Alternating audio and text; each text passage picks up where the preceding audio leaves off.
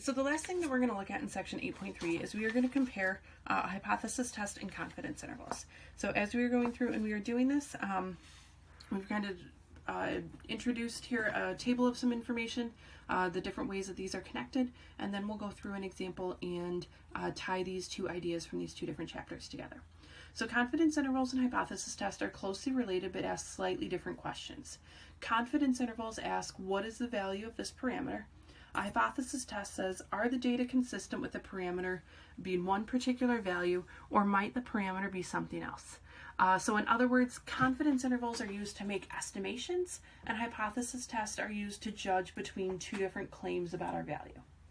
Even though they are designed to answer two different questions, they are similar enough to lead us to the same types of conclusions in particular examples. So specifically, a confidence interval can lead us to the same type of conclusion as a two-sided hypothesis test. Okay. There's a little note here. There are rare occasions when the conclusions of a hypothesis test may be different from what we might have concluded from a confidence interval because of a slight difference in the calculations. But for the most part, they should kind of go together. Right.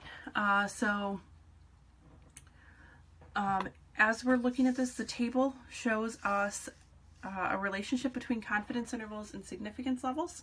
So a confidence level of 90% compares us to an alternative hypothesis where we have a not equal to sign, because again it's a two-sided, and that gives us a significance level of 10%.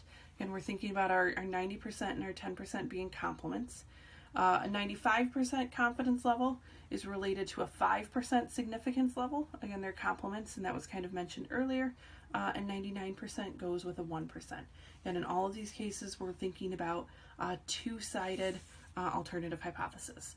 We're not necessarily looking at whether it is increased or decreased. We're just looking to answer the question whether or not it is changed.